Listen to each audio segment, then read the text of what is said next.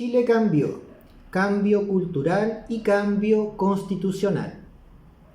En este escenario, la demanda por un cambio constitucional forma parte de una serie de transformaciones sociales que se han verificado a lo largo de las últimas décadas y que, por razones que también permiten explicar la débil legitimidad democrática del orden vigente, no tienen un correlato en la institucionalidad que dé cuenta de ellos.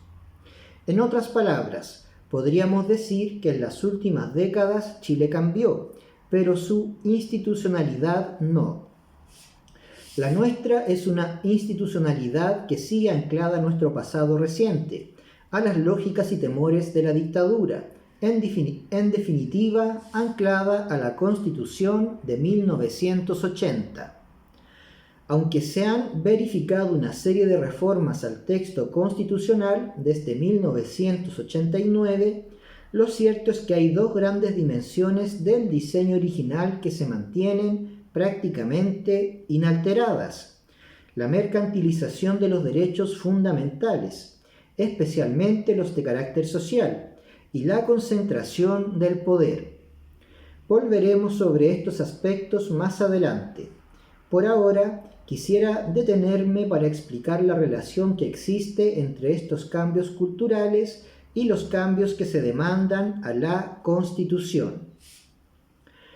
Como señalamos previamente, la Constitución chilena vigente es el resultado de la reacción conservadora frente a los cambios sociales e institucionales verificados durante las décadas anteriores, especialmente entre 1964 y 1973, dando forma a una cierta constante en la historia constitucional chilena, cuyos hitos más significativos los podemos encontrar en el golpe de Estado de enero de 1925 y la redacción de la Constitución de ese año, la sublevación de la Armada orquestada por el Congreso Nacional en 1891, la Guerra Civil de 1829, que supone el triunfo pelucón, y la redacción de la Carta de 1833.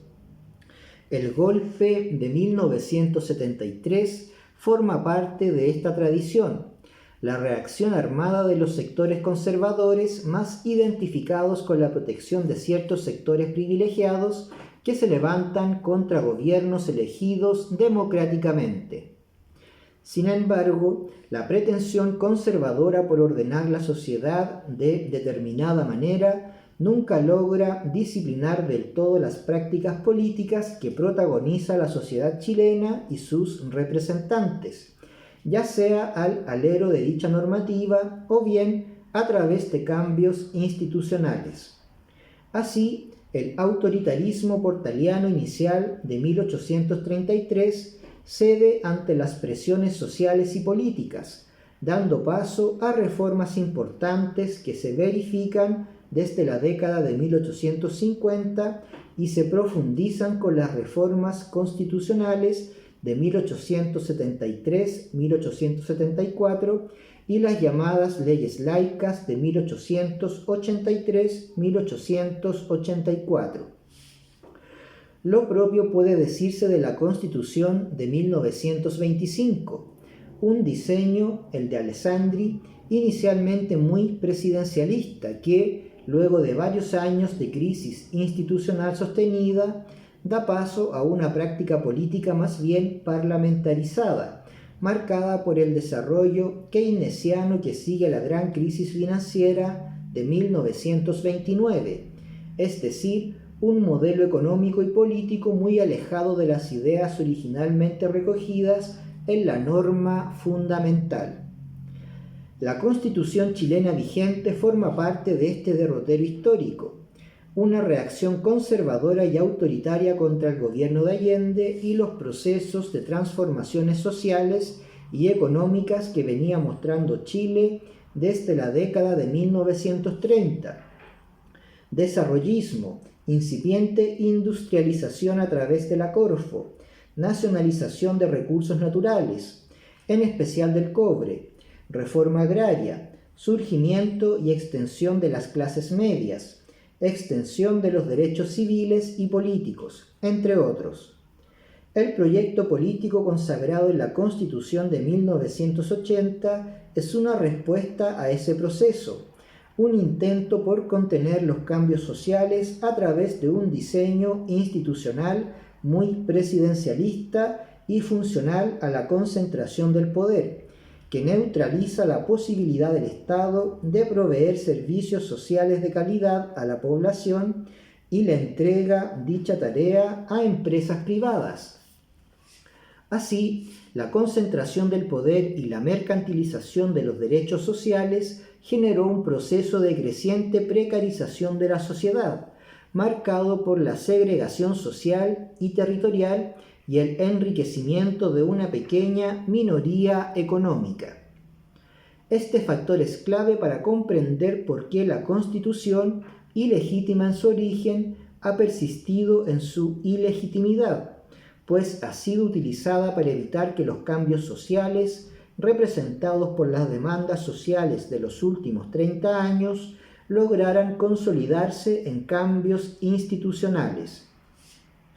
Chile cambió en muchos aspectos hoy negados o reprimidos por ese orden social representado por la Constitución: protección del medio ambiente, plena igualdad entre hombres y mujeres, reconocimiento de la diversidad sexual y de los pueblos originarios, una red de protección y asistencia social justa y equitativa, por mencionar algunas demandas. Evidencian que el Chile que se asoma al 2020 es un país diferente, que se resiste a ser codificado como lo fue en 1980. Esa resistencia se traduce en la demanda por una constitución legítima, una que pueda ser reconocida como propia por quienes integramos este nuevo Chile. Sabemos que las dos constituciones anteriores, 1833 y 1925, lograron legitimarse a través de la práctica constitucional que siguió a sus periodos más duros e inestables, incluso a través de reformas más o menos importantes. También sabemos que este no es el caso de la Carta vigente. Luego de su aprobación, los años de mayor represión durante la década de 1980 fueron sucedidos por un incesante cuestionamiento social a su ilegitimidad. Ni aun las decenas de reformas constitucionales han aplacado la crisis que se cierne sobre ella y, especialmente, sobre el orden social que representa. La Constitución es la cara visible de la ilegitimidad de un régimen económico, político y social impuesto por la dictadura civil y militar para la protección de la posición de privilegio de ciertos sectores sociales, en desmedro de los sectores medios y, especialmente, de las clases populares. La sociedad civil vive esta ilegitimidad diariamente, a través de la segregación socioeconómica que se ha configurado en las últimas décadas, manifestada en las áreas más sensibles: salud, educación, vivienda, trabajo, seguridad social, transporte, entre otros. Marcan la cara olvidada de los problemas reales de la gente, del pueblo. Se trata de una forma de violencia y exclusión que el diseño institucional ejerce permanentemente sobre los sectores sociales más desventajados y que alimenta la demanda por una nueva constitución. Por eso no basta con una nueva reforma, otra más, al texto constitucional. Es fundamental un rediseño de nuestra convivencia democrática en el que podamos participar activamente, para dar forma a un modelo que nos permita vivir en condiciones de mayor justicia e igualdad y participar de los beneficios propios de una sociedad democrática de forma más equitativa. Luego de 30 años de terminada la dictadura, los distintos sectores que dan vida a la sociedad civil y a los pueblos de Chile demandan cambios constitucionales que permitan poner término también al modelo de sociedad que la dictadura impuso a través de su constitución.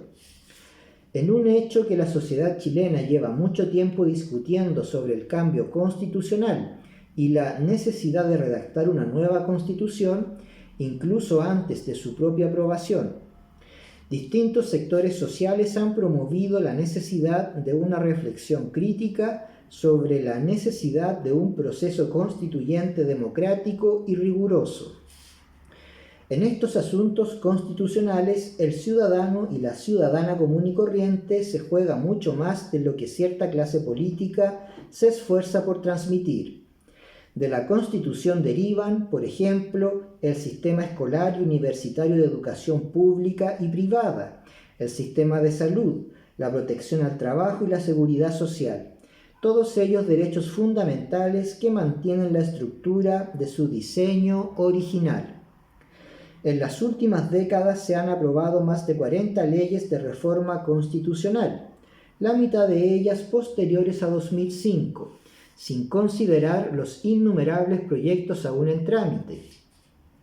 Si bien estas reformas han moderado el espíritu originalmente autoritario de la Carta, acercándola a estándares democráticos, existen aspectos angulares de nuestra convivencia democrática que se encuentran todavía pendientes.